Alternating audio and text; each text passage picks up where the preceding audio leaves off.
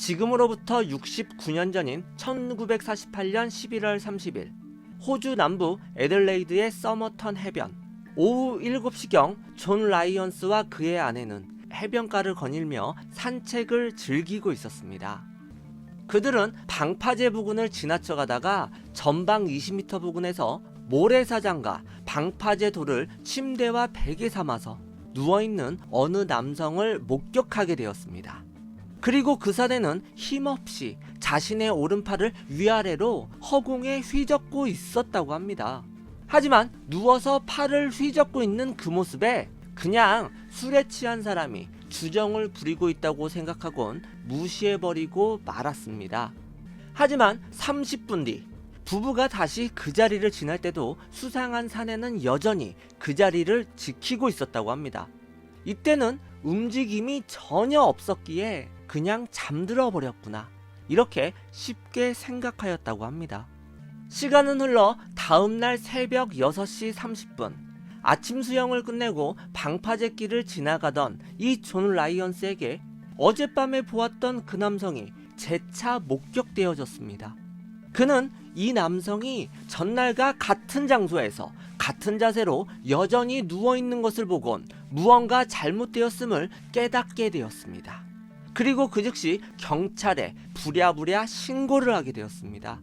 그리곤 출동한 경찰에 의해 그 남성은 잠들어 있는 것이 아니라 죽어 있는 상태인 것이 확인되어졌습니다. 여러분들이 행여나 노숙자나 알코올 중독자가 죽음을 맞이한 것이다, 이렇게 생각하실 수도 있겠지만 이 해변가에서 발견된 남성의 모습은 그것과는 거리가 멀었다고 합니다. 그리고 상식적인 모습도 아니었다고 합니다. 호주와 같이 남반구에 위치한 나라는 우리나라와는 정반대로 12월부터 한여름이 시작되잖아요. 그 무더움이 시작되는 땡볕의 날씨에도 불구하고 이 사내는 셔츠에다가 넥타이, 니트로 된 스웨터, 더군다나 더블 브레스트 코트를 입고 있었다고 합니다. 그 날씨와는 걸맞지 않게 쌀쌀한 겨울날에 어울리는 복장을 하고 있었던 것이었죠.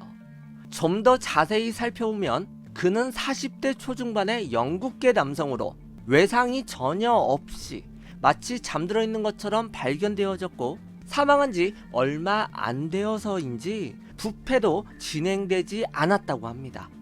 한눈에 보아도 시신과 옷매무새가 깨끗했다는 것이죠. 날씨에는 걸맞지 않은 복장이었지만 이렇게 말끔하게 차려입은 남성의 신원을 파악하지 못할 이유가 전혀 없었겠죠. 그래서 처음 경찰은 지병을 가진 남성이 해안가에서 갑작스레 급성병원이 왔고, 그래서 모래사장에 쓰러져 그대로 사망한 것으로 생각을 했다고 합니다. 그리고 그들은 사건의 조기 종결을 낙관하였습니다.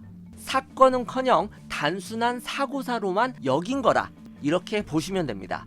그렇게 경찰은 현장 수사의 필요성을 전혀 느끼지 못한 채 그 시신을 근처 로얄 애들레이드 병원으로 이송시키게 되었습니다.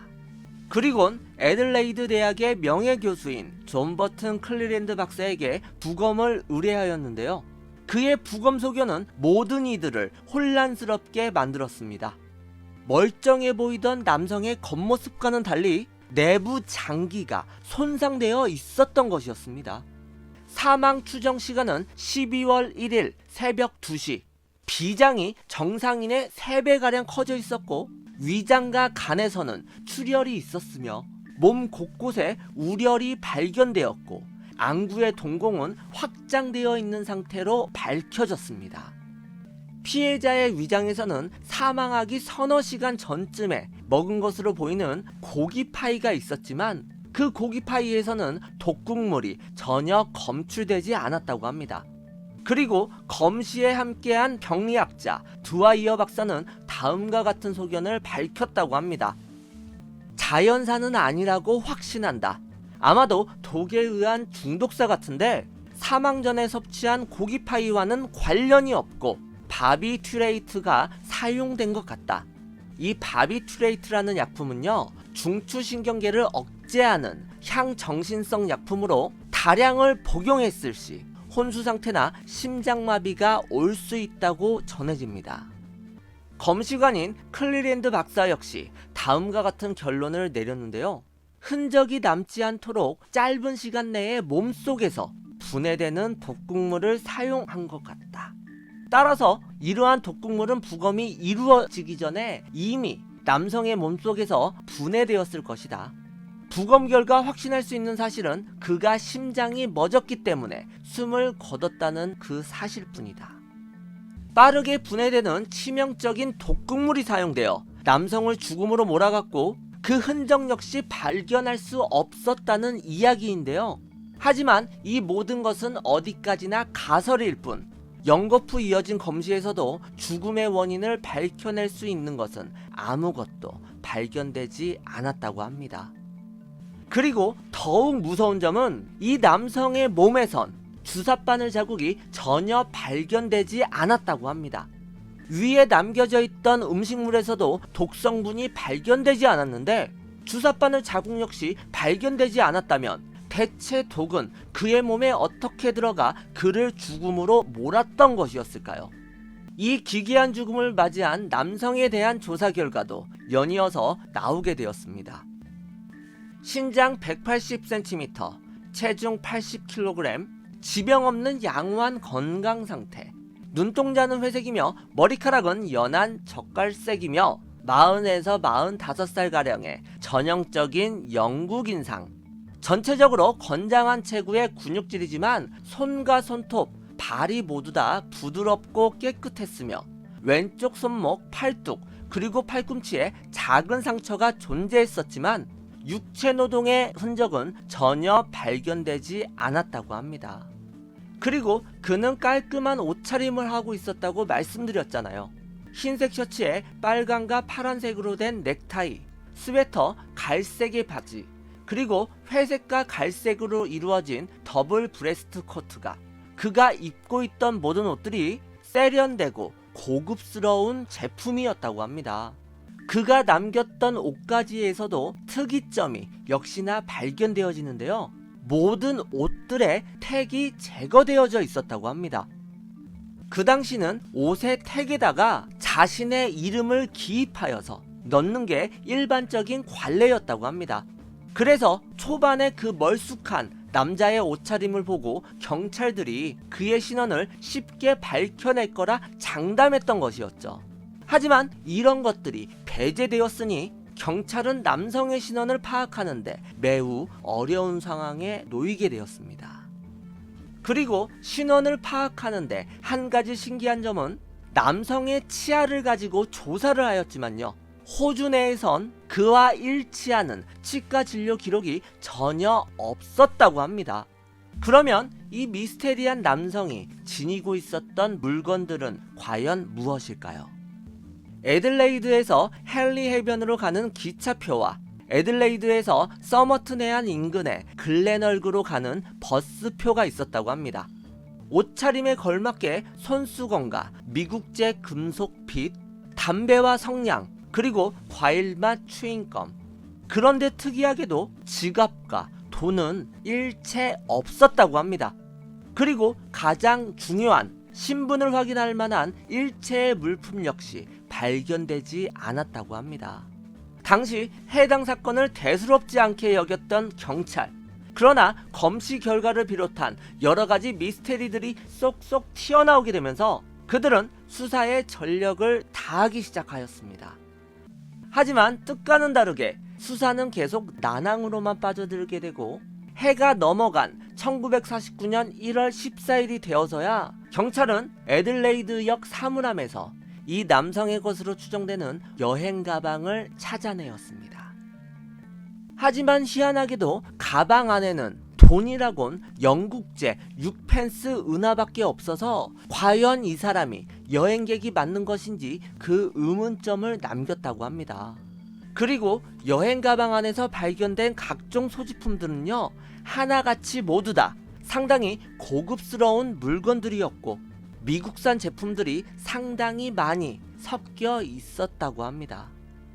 그리고 경찰은 강력한 증거물을 가지고 있었습니다. 바로 남성의 지문과 온전한 얼굴이죠. 경찰은 남성의 지문을 채취해서 영어권 나라에 보내어 수사 협조를 요청했고 시신의 얼굴 사진을 호주 내 모든 신문사에 싣기도 하였습니다. 하지만 여러분들, 정말 믿을 수 없게도 FBI를 비롯한 영어권 나라들의 수사국에서 들려온 것은 지문의 소유자를 알 수 없다는 대답이었습니다. 또한 남성의 사진을 보고 아는 사람이라며 연락을 해오는 어느 누구도 없었다고 합니다. 지문과 얼굴이 있어도 미상으로 밝혀지는 이 남자의 정체는 무엇일까요? 마치 세상에 존재하지 않았던 사람과도 같았습니다. 결국 경찰은 발견된 소지품을 근거로 추측해낸 것은 단지 두 가지뿐이었다고 합니다. 하나는 남성의 사건 당시 행방인데요. 이 남성은 1948년 11월 30일 애들레이드 역에서 헨리 해변으로 가는 기차를 타려다가 무슨 이유에서인지 타지 못하였고 대신에 글렌엘그로 가는 버스를 타고 가서 서머튼 해안에서 내려 고기 파이를 사 먹은 뒤 자신이 누웠던 곳에서 죽음을 맞이하였다. 정장에 스웨터와 코트 그리고 구두를 신은 채 한여름의 해변가에서. 경찰은 이렇게 죽음의 행적만을 추측하였을 뿐 미스테리로 가득 찬 그의 본 모습은 알아낼 수 없었다고 합니다. 두 번째는 남성이 지니고 있었던 그 소지품에 대한 것들인데요. 1949년 4월 부검을 담당했던 존 버튼 클리랜드 박사는 남성을 재차 분석하던 와중에 어느 소지품의 일부를 발견하게 되었습니다. 이것은 남성의 바지 속 비밀스레 조그맣게 수놓여져 있었던 주머니에 숨겨져 있었다고 하는데요. 그것은 찢겨진 종이, 그리고 그곳에는 타만슈드라는 단어가 적혀 있었다고 합니다. 이 타만슈드는 페르시아어로 종결이라는 의미를 지니고 있다고 합니다. 경찰은 이 찢겨진 종이를 부랴부랴 분석하였고 재질과 새겨진 글씨체로 미루어 봐서 책에서 찢어낸 것이라고 판단을 하였습니다. 이 종이가 페르시아 오마르 하이암의 시집인 루바이야트의 마지막 페이지에 나오는 단어임을 확인하게 되었습니다.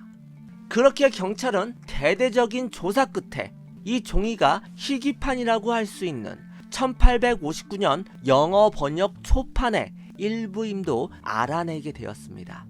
점차 그 남자에 대한 실마리가 하나둘씩 나오기 시작하고 있습니다. 그리고 3개월 뒤인 7월 23일 신문에서 해당 기사를 본 어느 남자가 경찰서에 그 문제의 루바이야트 시집을 가지고 방문하게 되었습니다. 그리고 놀랍게도 그가 가지고 온 시집에서 뜯겨 나가져 있던 부분과 그 정장사내의 소지품이었던 그 종이 조각이 정확히 일치했다고 합니다. 이 제보자는 다음과 같이 진술하였습니다. 그 남성이 시신으로 발견되기 2주 전쯤에 글렌엘그 부둣가 도로에 저와 제 처남이 차를 주차하였고 이를 보러 갔습니다. 몇 시간 후 차에 돌아와 뒷좌석에서 이 책을 발견하였지만 아는 누군가가 놓고 내렸으려니 하고는 별다른 신경을 쓰지 않고 있었습니다. 당시 저와 제 처남은 차량 뒷좌석 문을 언제나 잠그지 않고는 했는데 신문에서 본 기사를 보곤 혹시나 싶어 그 책을 펼쳐보았고 페이지 일부가 찢겨져 있는 것을 발견하게 되었습니다. 정리하자면 그 신원미상의 사내가 주차해 있던 차에 허락 없이 잠시 머물러 있다가 그 책을 놓고 갔다는 이야기가 됩니다. 이에 경찰은 현미경을 동원하여 이 책과 그 문제의 종이 조각을 대조한 결과 문제의 소지품이 바로 해당 책에서 찢겨져 나온 것임을 밝혀내게 되었습니다. 그리고 더불어서 책 마지막 뒷장의 빈 공간에서 연필로 적혀져 있는 의미불명의 암호문을 발견하게 되었습니다. 무언가 알 수는 없지만 그를 밝혀낼 수 있는 결정적인 단서가 나오게 된 것이었죠. 경찰은 이 암호문을 해독하려고 애썼고 오스트레일리아 국방부에 암호 해독을 요청하게 되었습니다. 수많은 암호 전문가들이 달라붙었지만 해독할 만한 방법이 없다는 그 회신이 돌아오게 되었습니다. 암호 해독은 사실상 실패로 돌아간 것이었죠. 하지만 책에는 다른 마지막 단서가 남겨져 있었습니다. 그것은 2개의 숫자 열들이었다고 하는데요. 수사팀은 그 숫자가 전화번호임을 밝혀내고는 사내의 신원을 밝혀낼 수 있다는 희망을 가지고 그 문제의 번호로 전화를 걸었습니다. 첫 번째 번호로 건 전화의 주인은 바로 은행이었습니다. 하지만 그 은행에서는 남성과 관련한 어느 것도 찾아낼 수가 없었다고 합니다. 두 번째 번호로 건 전화에서는요, 어느 여성이 전화를 받게 되었는데요. 이번에는 뭔가 관련이 있어 보였습니다. 바로 그녀는 사건 현장 400m 부근에 살았기 때문인데요. 제시카 톰슨이라는 이름을 가진 이 여성은 경찰과의 처음 통화에서 이 남성과의 관계를 엄청나게 부정하였다고 합니다. 허나 경찰이 괜히 경찰이겠습니까? 무언가 느꼈겠죠. 조사 결과 그녀가 사건 당일인 1948년 11월 30일 집에 없었으며 그녀의 이웃이 말하길 언젠가 웬 이상한 남자가 전화를 걸어와 그녀에 대해 물은 적이 있다고 증언했기 때문에 그녀가 분명히 이 남자와 관계가 있다고 확신하고는 끈질기게 수사 협조를 요청하게 되었습니다. 결국 그녀는 수사에 협조할 수밖에 없게 되었습니다. 그리고 당국은 그 남성을 그대로 본뜬 흉상을 보여주었다고 하는데요. 그런데 그녀는 그 자리에서 그 흉상을 보자마자 기절하듯이 놀랬다고 합니다. 이 부분에서 경찰은 더욱 그녀를 의심할 수밖에 없었습니다. 당시 남성의 얼굴은요, 그 사진이 이미 호주 전역에 알려진 상태였는데 그 모습을 보고 소스라치게 놀라는 점이 왠지 이상했고, 이 제시카 톰슨은 종군 간호사 경험이 있었던 여성이었는데 여러분들 전쟁터에서 그 아비규환을 수없이 보았을 거잖아요. 그런데 고작 시신을 본뜬 흉상을 보고 놀랄 이유도 전혀 없었던 것이었겠죠. 아마도 자신이 평소 잘 알던 이의 죽음을 실제로 확인하게 되자 자신도 모르게 그런 반응이 나왔던 것이라는 그런 생각은 안 드십니까? 경찰은 남성이 지니고 있었던 루바이아트 시집에 당신의 전화번호가 적혀 있었다고 단도직입적으로 말을 하게 되었습니다. 그제서야 제시카 톰슨은 고개를 숙인 채 다음과 같은 말을 이어나갔습니다. 제가 종군 간호사이던 시절 알게 된 알프레드 복살이라는 장교에게 이 루바이아트 시집을 선물한 적이 있었습니다. 그제서야 경찰은 사건의 실마리가 풀렸다고 환호하였습니다. 남성의 정체가 그녀가 말했던 알프레드 복살이었다고 말이죠. 그러나 실제 조사에 들어가자 이 알프레드 복살이라는 장교는 멀쩡히 살아있었고 제시카가 선물했다던 시집 또한 온전히 그가 보관 중이었던 것으로 밝혀졌습니다. 게다가 그 시집은 1859년 본이 아닌 1924년판 번역본이었다고 합니다. 이 사진은 제시카 톰슨이 그 알프레드 복살에게 선물한 시집으로 비어진 칸에 그녀가 직접 적은 시문이 적혀 있습니다. 강력한 증인이라 볼 수 있는 제시카 톰슨의 이런 애매하고도 미근적은 태도에 호주 영구미제 사건으로 남겨지게 되었습니다. 마찬가지로 남성의 신원 역시 영원히 풀리지 않는 숙제로 남겨져 버렸고요. 현재 이 사건과 남성에 관해서는 수많은 호사가들의 소설과 같은 추측과 의혹들이 난무할 뿐이라고 합니다. 첫 번째로는 제시카 톰슨은 경찰에게 왜 이상한 태도를 보였느냐, 바로 이런 점인데요. 그녀는 1946년 갑작스러운 임신으로 1947년 7월 아이를 낳았습니다. 미혼모였던 그녀가 아이의 성을 존슨으로 지었다고 합니다. 그런데 사건이 발생하고 경찰의 조사를 받을 1949년 그녀는 자신은 남편이 있는 기혼녀라고 진술하였다고 합니다. 정작 그녀가 결혼을 한 건 이듬해인 1950년이었는데 말이죠. 뻔히 들킬 거짓말을 왜 했어야만 했을까요? 그리고 미혼모로서 아이를 낳았을 때 아이의 성을 존슨이라고 지었다고 말씀드렸잖아요. 그런데 그녀가 결혼한 남자의 이름은 프레스티지 존슨이었다고 합니다. 우연이라고 보기에는 뭔가 수상한 냄새가 나지 않으십니까? 뭔가를 덮어두고 묻어두기 위해서 이렇게 급하게 결혼을 선택했던 건 아니었을까요? 두 번째, 제시카 톰슨의 아들이 그 해변가의 남성과 닮았다는 이야기가 있다고 합니다. 해변에서 발견된 남성은 매우 희귀한 신체적 특징을 가지고 있었다는데요. 먼저 치아 발육에 문제가 생기는 부분적 무치증을 앓고 있었다고 합니다. 실제로도 그 남성의 치아는 정상인보다 18개가 부족했다고 합니다. 그리고 다른 하나는 특이한 귀 생김새라고 하는데요. 귀의 위쪽 구멍이 아래쪽보다 더 큰 특징을 가지고 있었다고 합니다. 이것은 백인들 중에서도 1에서 2%만 나타나는 정말 희귀성 유전이라고 하는데요.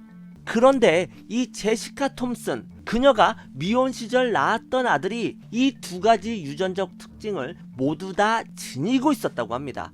이러한 특징이 단순히 우연의 일치일 확률은 2000만 분의 1이라는 상상도 못할 확률이라 분석되어졌다고 합니다.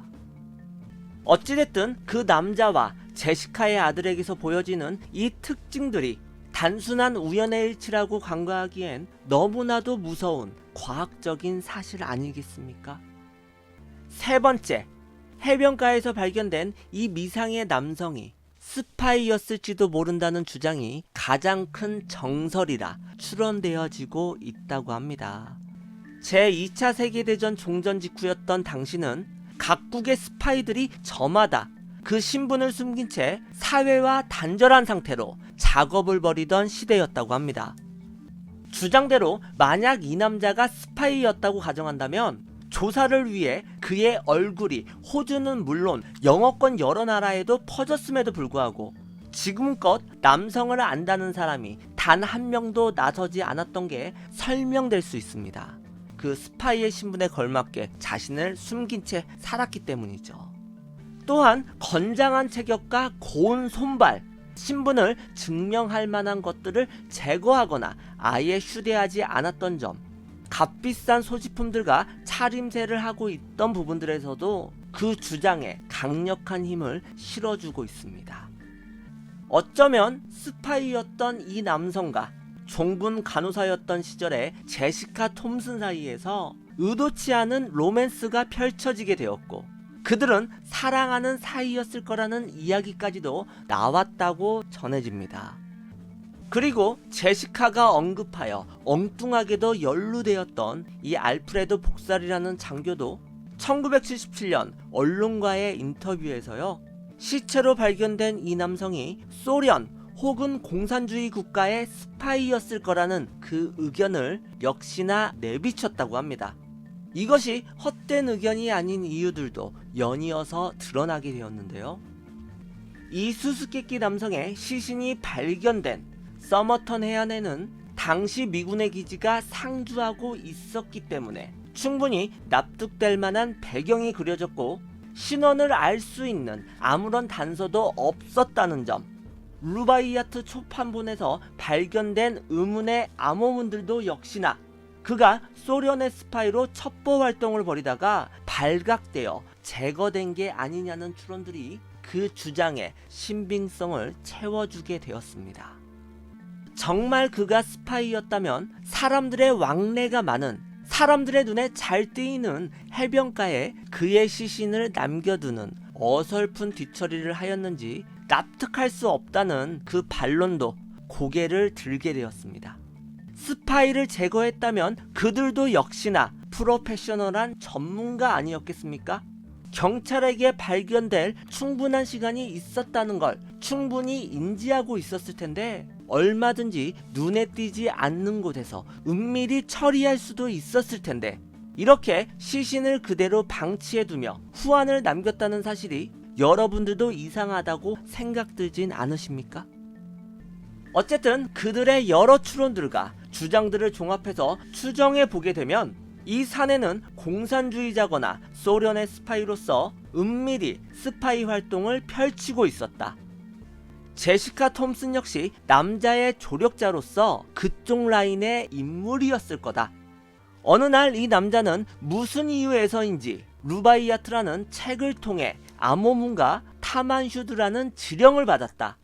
이는 종결이라는 뜻의 페르시아어로 남자에 대한 경고의 메시지였을 수도 있다. 그리고 경고대로 그 남성은 제거되었고 제시카 톰슨은 남성의 살해에 가담했거나 혹은 최소한 남성의 죽음에 대한 전모를 알고 있었다. 하지만 그녀는 끝까지 침묵으로 일관했다. 물론 이 모든 건 추정에 불과하며 뚜렷한 증거도 없습니다. 이 남성의 정체에 대한 미스테리는 현재까지도 그 궁금증만 더해질 뿐 풀리지 않고 있습니다. 설령 재조사를 하고 싶어도 이 사건의 증거들은 알 수 없는 이유로 이미 모두 다 파기되어 버렸기 때문이죠. 모든 것이 남겨져 있던 루바이아트 그 책 역시 1950년에 어디론가 사라져 버렸고 남성의 소지품들 역시 더 이상 보관할 가치가 없다는 이유로 1986년도에 파기되어졌기 때문이죠. 그리고 모든 것을 알고 있는 제시카 톰슨은 2007년도에, 그녀의 아들은 2009년도에 차례차례 사망하였기에 따라서 이 남성의 정체를 알 수 있는 방법은 지금에 와선 아예 속수무책으로 사라져버리게 되었습니다. 1949년 6월 14일 목사와 경찰이 집도한 가운데 해변에서 발견된 유문의 남성은 조촐한 장례식을 치르고 애들레이드 웨스트 테라스 묘지에 묘비만을 남긴 채 영원한 안식을 누리게 되었습니다. 남성의 시신이 발견되던 당시 그의 뺨과 셔츠 부근에는요, 반쯤 태우다가만 담배가 떨어져 있었다고 합니다. 그 담배는 캔시타스 클럽이라는 이름의 담배였다고 하는데요. 이와는 반대로 남성의 주머니에서 나온 담배값은 아미클럽이라는 브랜드였습니다. 당시 흡연자들은 비싼 담배값을 버리지 않고 가지고 다니면서 그 안에다 저렴한 담배들을 넣고는 마치 고급 담배인 마냥 또는 자신이 이런 비싼 담배를 태운다는 일종의 과시욕을 선보였다고 합니다. 헌데 이 남성은 그 반대로 저가 브랜드 담배값에다가 고급 브랜드 담배를 휴대한 것이었습니다. 이 남자는 왜 정반대의 모습을 보이고 있었던 것이었을까요? 아무리 과시욕이 없다고 하더라도 담배를 바꿔놓는 그 번거로운 일을 꼭 해야만 했을까요? 하지만 호주 경찰은 역시나 별다른 조사 없이 남성의 담배값과 담배들을 폐기하였기 때문에 이 수수께끼도 영원히 풀 수 없게 되었습니다. 그런데 2015년 11월 호주의 인기 시사 프로그램인 60분에 출연한 제시카 톰슨의 딸은 매우 흥미를 끄는 다음과 같은 주장을 강력하게 펼쳤다고 합니다. 엄마가 경찰에게 거짓말한 거예요. 살아계실 때 엄마는 저에게 말했어요. 나는 서머턴 해변의 남자가 누군지 안단다. 그의 신원은 경찰보다 높은 수준에 있단다. 엄마는 생전 공산주의자였고 러시아 말도 할 줄 알았어요.